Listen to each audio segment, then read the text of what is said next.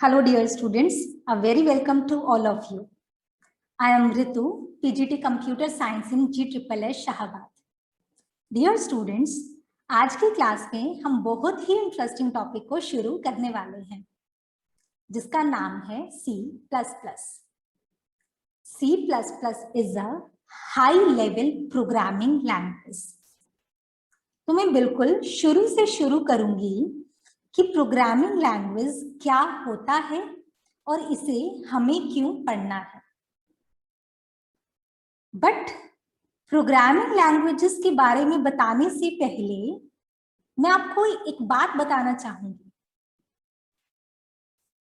एक बार मैं और मेरे स्टूडेंट्स आपस में कुछ डिस्कशन कर रहे थे,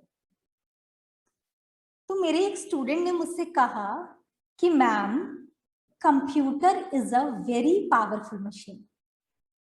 ये बहुत सारे काम कर सकता है. मैंने कहा ये तो बिल्कुल सही बात है. Computer is really a very powerful machine. फिर मैंने उनसे कहा कि इतनी पावरफुल मशीन है, बट क्या तुमने एक बात नोटिस की कि कंप्यूटर कोई भी काम खुद से नहीं कर सकता, कोई भी डिसीजन खुद से नहीं ले सकता. हमें कंप्यूटर को इंस्ट्रक्ट करना पड़ता है. उन्होंने कहा ओके मैम. फिर उन्होंने मुझसे पूछा कि मैम, हम कंप्यूटर को इंस्ट्रक्शंस कैसे देते हैं. तो चलिए अब मैं आपसे पूछती हूँ कि हम किसी को भी इंस्ट्रक्शंस कैसे दे सकते हैं. चलिए मैं आपको कुछ इंस्ट्रक्शन देती हूँ, कुछ पूछती हूँ आपसे. केमोन आछे, समझ में आया? नहीं? चलो मैं फिर से ट्राई करती हूँ. हाउ आर यू, अभी समझ में आया? आ गया? तो क्या डिफरेंस था? पहले आपको समझ में नहीं आया और अब समझ में आ गया. पूछा तो पहले भी मैंने हाउ आर यू ही था,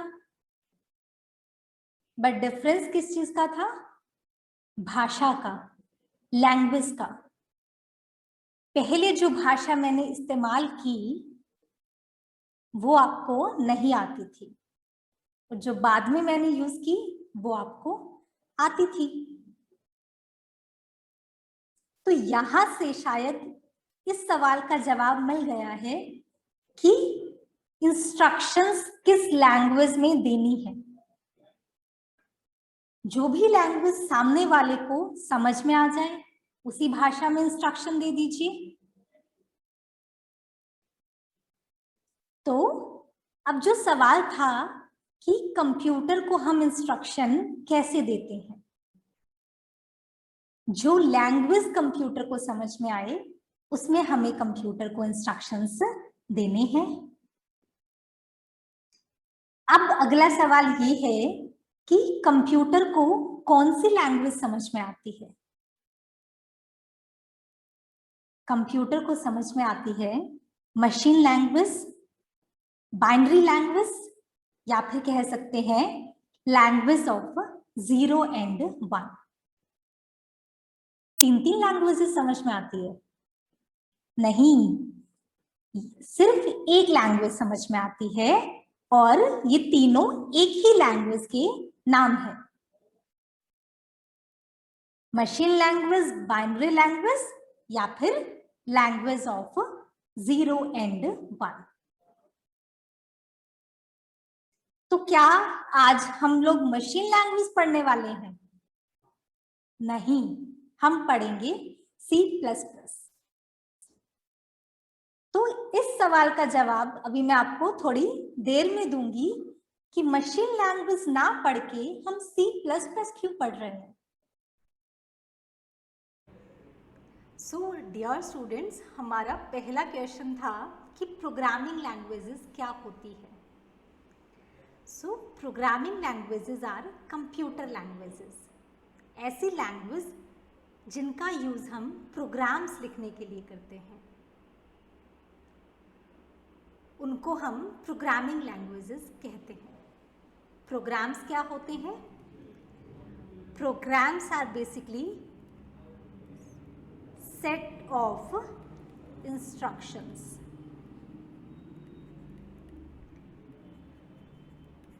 सेट ऑफ इंस्ट्रक्शंस। सो हम इनडायरेक्टली कह सकते हैं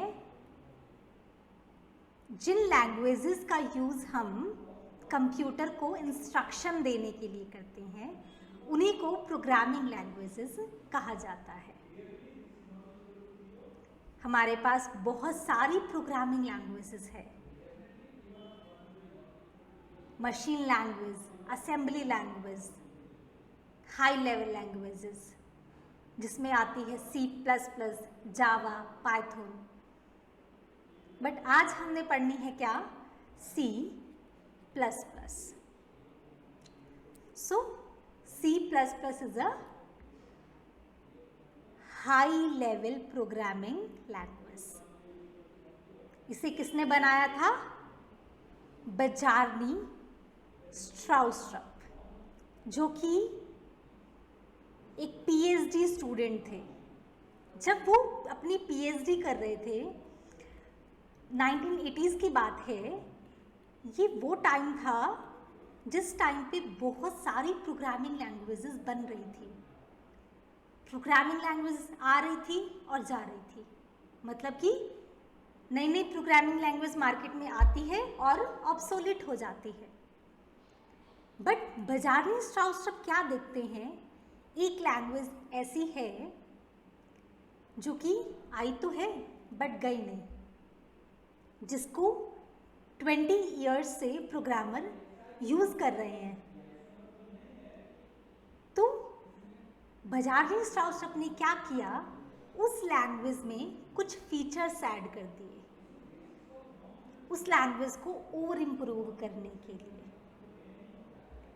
और जो फीचर्स ऐड करने के बाद लैंग्वेज बनी उसी को कहते हैं C++। अब वो लैंग्वेज कौन सी थी जिसमें कि बजार्नी स्ट्राउस्ट्रप ने अपने फीचर्स ऐड किए थे?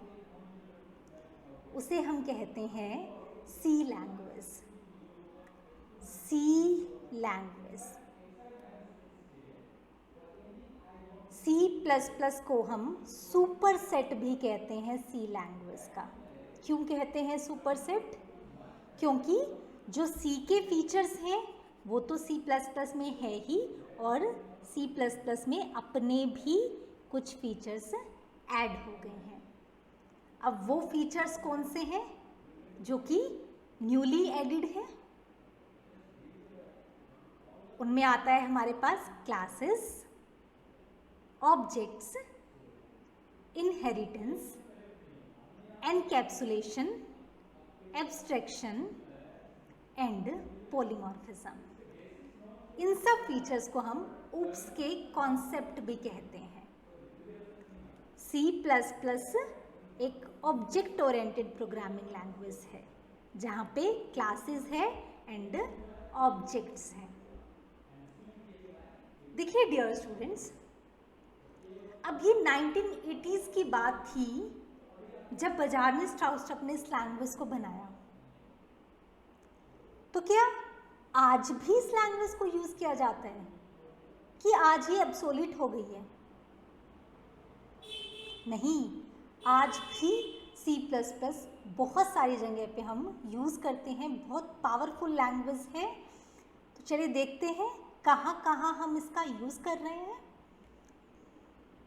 ऑपरेटिंग सिस्टम बनाने में, web browsers, micro controllers, video games, embedded software, audio and video processing and many more. देखिए स्टूडेंट्स, जहाँ पे भी हमें स्पीड का रिक्वायरमेंट होता है, जैसे कि कुछ वीडियो गेम्स होते हैं जिनमें अगर वो स्पीड ना हो तो उनका मज़ा ही ख़राब हो जाता है। एम्बेडेड मशीन्स होती हैं ऑपरेटिंग सिस्टम्स हैं, वहाँ पे हम C++ को यूज़ करते हैं। फोर्थ मोस्ट यूज़ होने वाली लैंग्वेज है C++ पूरे वर्ल्ड में। अब बात आती है कि क्या 1980s के बाद कोई अपडेट्स नहीं हुए C++ में? तो ऐसा नहीं है। जो ये रिसेंट जो मेन अपडेट्स हैं C++ के, वो है C++ 11, 14 एंड C++ 17।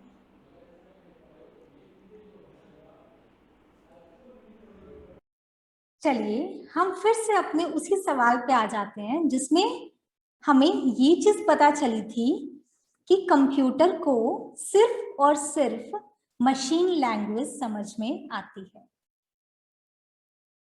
फिर हम C++ क्यों पढ़ रहे हैं और ये कैसे पॉसिबल है कि हम अपने प्रोग्राम्स मशीन लैंग्वेज की जगह C++ में या किसी और लैंग्वेज में लिख रहे हैं? इसी सवाल का जवाब जानने के लिए मैंने अपने स्टूडेंट से एक बार फिर पूछा था। मैंने उनसे पूछा कि सपोज कीजिए मैं किसी ऐसी जगह पे चली जाती हूँ जहां की भाषा मुझे समझ में नहीं आती, तो मैं कैसे समझूंगी कि वहां के लोग मुझसे क्या कहना चाह रहे हैं? मुझे उनकी भाषा समझ में नहीं आती, उन्हें मेरी समझ में नहीं आती। तो मेरे एक स्टूडेंट ने जवाब दिया कि मैम गूगल ट्रांसलेटर को यूज कर लीजिए। दूसरे ने जवाब दिया मैम ह्यूमन ट्रांसलेटर को भी यूज कर सकते हो, जिसे वो दोनों भाषाएं आती हो, आपकी भी और उस जगह के लोगों की भी। मैंने कहा ये तो बिल्कुल सही बात है, वी कैन यूज ट्रांसलेटर्स। शायद हमें अब हमारे क्वेश्चन का आंसर मिल गया है। हम C++ में या किसी और प्रोग्रामिंग लैंग्वेज में अपना प्रोग्राम कैसे लिख पा रहे हैं? हम लोग यूज करेंगे ट्रांसलेटर का। ओके, चलिए अब हम डिस्कस करते हैं कि कौन कौन सी प्रोग्रामिंग लैंग्वेजेस है और किस तरीके से डिफरेंट प्रोग्रामिंग लैंग्वेजेस आई। देखिए डियर स्टूडेंट्स, ऐसा नहीं था कि इनिशियली हमने अपने प्रोग्राम्स को हाई लेवल लैंग्वेज में लिखना शुरू कर दिया था। शुरू में हम कंप्यूटर को इंस्ट्रक्शंस मशीन लैंग्वेज में ही देते थे। हम अपने कोड को मशीन लैंग्वेज में ही लिखते थे। तो हम कहते हैं first generation programming language. But जो मशीन लेवल लैंग्वेज है उसमें कोड को लिखना हमारे लिए बहुत डिफिकल्ट है। हर चीज को 0-1 की फॉर्म में लिखना बहुत डिफिकल्ट है। सिंबल्स हैं या फिर अल्फाबेट्स हैं या कैरेक्टर्स हैं, नंबर्स हैं, हर चीज को 0 और 1 की फॉर्म में लिखना। तो उसके बाद हमने स्टार्ट किया अपने कोड को लिखना असेंबली लैंग्वेज में, और इसको हम कहते हैं second generation language. Assembly language में कोड को लिखना थोड़ा इजी हो गया। अब हम न्यूमोनिक्स यूज करते थे असेंबली लैंग्वेज में, जैसे कि दो नंबर्स को ऐड करने के लिए ऐड न्यूमोनिक्स यूज होता था, ADD। माइनस करने के लिए सब, SUB। मल्टीप्लिकेशन के लिए MUL। डिवीजन के लिए DIV। तो ये न्यूमोनिक्स हम यूज करने लगे। 0-1 से हर चीज को 0-1 की फॉर्म में लिखने से ये काफी इजी था, बट उतना भी आसान नहीं था। फिर उसके बाद आई थर्ड जनरेशन प्रोग्रामिंग लैंग्वेज, जिन्हें हम कहते हैं हाई लेवल प्रोग्रामिंग लैंग्वेज, जिनमें से C++ को आज हमने थोड़ा सा डिस्कस किया। अभी ये चीज तो हमें पता चल गई कि हम हाई लेवल लैंग्वेज में अपने प्रोग्राम को किस तरीके से लिख पा रहे हैं। ऐसा नहीं है कि कंप्यूटर को हाई लेवल लैंग्वेज समझ में आती है, उसे तो सिर्फ मशीन लैंग्वेज ही समझ में आती है। बट क्यों लिख पा रहे हैं, उसका आंसर आप लोगों ने ही दिया था कि हम ट्रांसलेटर को यूज कर सकते हैं। चलिए देखते हैं कि ट्रांसलेटर क्या होता है। ट्रांसलेटर एक क्या करता है, सोर्स कोड को ऑब्जेक्ट कोड में कन्वर्ट करता है। सोर्स कोड क्या होता है, जो हाई लेवल लैंग्वेज में हम कोड लिखते हैं, प्रोग्राम लिखते हैं, उसे कहते हैं सोर्स कोड। और ट्रांसलेटर क्या करेगा, उसे ऑब्जेक्ट कोड में कन्वर्ट कर देगा। ऑब्जेक्ट कोड क्या होता है, जो मशीन कोड होता है, ऐसा कोड जो कंप्यूटर को समझ में आता है, उसे कहते हैं मशीन कोड या object code. Translator converts source code into object code, high level language code into machine level language code. Okay, so 3 तरह के ट्रांसलेटर आज हम पढ़ेंगे, जिनका नाम है assembler, compiler and interpreter. Translators, सबसे पहले है असेंबलर। असेंबलर क्या करता है, तो एज द नेम स्पेसिफाइज, ये क्या करेगा, कन्वर्जन करेगा, किसका, असेंबली लैंग्वेज का मशीन लैंग्वेज में। जो सेकेंड जनरेशन लैंग्वेज थी असेंबली लैंग्वेज, वो भी कंप्यूटर को समझ में नहीं आती थी, उसको हम with the help of assembler machine language में कन्वर्ट कर लेते हैं, जिससे कि वो कंप्यूटर को समझ में आ सके। असेंबलर ने कन्वर्ट कर दिया असेंबली लैंग्वेज को मशीन लेवल लैंग्वेज में। देखिए, ये जैसे मैंने आपको बताया था, असेंबलर में हम न्यूमोनिक्स यूज करते हैं, तो ये लेफ्ट साइड में आपको दिखाई दे रहा है IN, सब आई, आउट, दीज आर न्यूमोनिक्स। और उसको असेंबलर ने 001 की फॉर्म में कन्वर्ट कर दिया, 0101 की फॉर्म में कन्वर्जन कर दिया। नेक्स्ट है कंपाइलर। कंपाइलर क्या करता है, कंपाइलर हाई लेवल लैंग्वेज को मशीन लैंग्वेज में कन्वर्ट करता है। जैसे कि अगर C++ का कोड है, उसे कन्वर्ट कर देगा मशीन कोड में 0101 की फॉर्म में। मैं आपको आगे दिखाऊंगी C++ का कोड कैसा दिखता है। ये देखिए, कंपाइलर ने हाई लेवल लैंग्वेज को मशीन लैंग्वेज में कन्वर्ट कर दिया।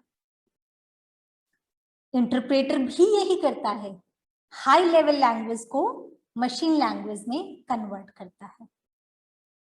अभी आप सोच रहे होंगे कि फिर दोनों में डिफरेंस क्या है, कंपाइलर भी वही कर रहा है और इंटरप्रेटर भी वही कर रहा है, तो दोनों में क्या डिफरेंस है। इस तरीके से तो दोनों सेम हुए, बट नहीं, दोनों सेम नहीं है, दोनों में डिफरेंस है। वो डिफरेंस क्या है, compiler scans the entire program and translate the whole of it at once, जबकि interpreter translates just one statement at a time।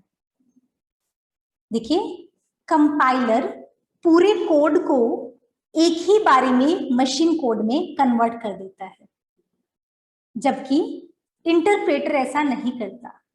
Interpreter line by line conversion करता है। इसी की वजह से इसका नेक्स्ट डिफरेंस है, चूंकि कंपाइलर ने पूरे कोड को एक साथ कन्वर्ट कर दिया, तो जब एक बार कन्वर्जन हो गई, एक बार हमें मशीन कोड मिल गया, तो उसके बाद कंपाइलर की नीड खत्म। फिर उसके बाद हमें कंपाइलर की कोई जरूरत नहीं है। Once translated, the compiler is not needed. जबकि इंटरप्रेटर के केस में ऐसा नहीं होता।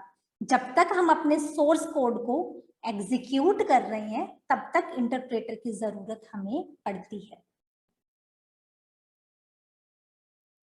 कंपाइलर पूरे कोड को कन्वर्ट करता है, interpreter line by line conversion करता है। एक बार कोड कन्वर्ट हो गया, कंपाइलर की कोई जरूरत नहीं है। मशीन कोड को हम डायरेक्टली एग्जीक्यूट कर सकते हैं। इंटरप्रेटर के केस में ऐसा नहीं है। जब तक हम अपने कोड को एग्जीक्यूट कर रहे हैं, तब तक इंटरप्रेटर की जरूरत हमें रहती है। So this is the difference between compiler and interpreter. Next देखते हैं। अभी देखिए, हमने अपने दोनों सवालों के जवाब हमें यहाँ पे मिल चुके हैं कि प्रोग्रामिंग लैंग्वेज क्या होता है और हम इसे क्यों पढ़ रहे हैं। क्यों पढ़ रहे हैं? क्योंकि हमें कंप्यूटर को इंस्ट्रक्शंस देनी है, सो दैट कि कंप्यूटर हमारे लिए बहुत सारे काम कर सके। अब हम बात करते हैं कि जब हम इंस्ट्रक्शन दे रहे हैं C++ में, तो एक C++ के प्रोग्राम को रन करने के लिए हमें किन चीजों की जरूरत है। एक हमें टेक्स्ट एडिटर चाहिए और दूसरा कंपाइलर। कंपाइलर तो जरूरी चाहिए हमें, क्योंकि C++ is a high level language. इसे कन्वर्ट करना पड़ेगा मशीन लैंग्वेज में। So, two things are required, one editor and the second one is compiler. या फिर हम IDE को भी यूज कर सकते हैं। IDE क्या होता है? Integrated development environment. IDE हमें दोनों चीजें एक साथ प्रोवाइड कर देता है, टेक्स्ट एडिटर भी और कंपाइलर भी। हमें अलग अलग से दोनों चीजों को इंस्टॉल करने की जरूरत नहीं रहती। तो ये मैंने कुछ ऑफलाइन IDE के नाम लिखे हुए हैं: turbo C++, code blocks, eclipse, visual studio और डेव C++। आप इनमें से किसी भी ऑफलाइन IDE को यूज कर सकते हैं। पहले हम इन्हें डाउनलोड करना होता है, फिर इन्हें अपने सिस्टम में इंस्टॉल करना है। बट अगर हम ऑफलाइन IDE को इंस्टॉल या यूज नहीं करना चाहते, तो हम अपने C++ प्रोग्राम को ऑनलाइन भी रन कर सकते हैं। ये कुछ ऑनलाइन IDEs के लिंक है: onlinegdb.com, second one is programmers.com, third is tutorialspoint.com and fourth one is codechef.com। और भी बहुत सारी है। चलिए हम इनमें से किसी एक का यूज करना सीखते हैं। डियर स्टूडेंट्स, आप अपने प्रोग्राम को, C++ प्रोग्राम को अपने मोबाइल फोन, कंप्यूटर, लैपटॉप या टैब कहीं पे भी रन कर सकते हैं। जैसे सबसे पहले आपने ब्राउजर ओपन करना है। ये मैंने गूगल क्रोम ओपन किया। फिर उसके बाद आपको यहाँ पर लिखना है ऑनलाइन C++ कंपाइलर। उसके बाद ये देखिए, आपको सबसे ऊपर ही onlinegdb.com एक ऑनलाइन C++ कंपाइलर का लिंक मिल गया है। हम इसे ओपन करते हैं। ओपन करने के बाद ये यहाँ पे देखिए, ये कुछ लिखा आ रहा है: #include iostream using namespace std int main cout hello world return 0, फिर कर्ली ब्रैकेट्स को बंद कर दिया। ये एक सिंपल C++ प्रोग्राम है। इसी को मैं दिखाती हूँ कि आप कैसे रन कर सकते हैं। आप ये ऊपर देखिए, ये रन का बटन है, या फिर आप यहाँ पे रन पे क्लिक कर दीजिए या फिर F9 को प्रेस कर दीजिए। मैं रन पे क्लिक करती हूँ और देखिए ये इस प्रोग्राम की आउटपुट आ गई है। क्या लिखा आया? Hello world. हम इस प्रोग्राम में कुछ और चेंजेस कर देते हैं।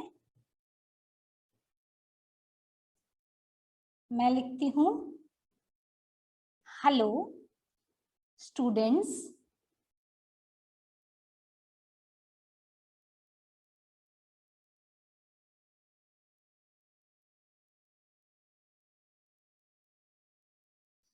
Are you enjoying learning C++? फिर से इसे रन करती हूँ। ये देखिए, hello students, are you enjoying learning C++? अब ये हमारी आउटपुट आ गई है। इसी तरीके से आप भी यहाँ पे अपना कोड लिख सकते हैं। नेक्स्ट क्लासेस में हम कुछ और कोड बनाना सीखेंगे C++ की। देखिए, ये वही सैंपल C++ प्रोग्राम है जो कि हमने रन करके देखा था।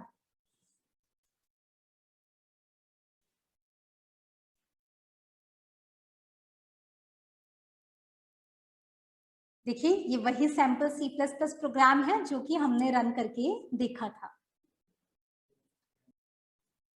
सो स्टूडेंट्स, आई होप कि आपको सभी कॉन्सेप्ट्स क्लियर हो गए हैं जो हमने आज की क्लास में पढ़े। अभी आप खुद से एक्सप्लोर कीजिए। C++ बहुत ही इंटरेस्टिंग और पावरफुल प्रोग्रामिंग लैंग्वेज है। Okay, thank you.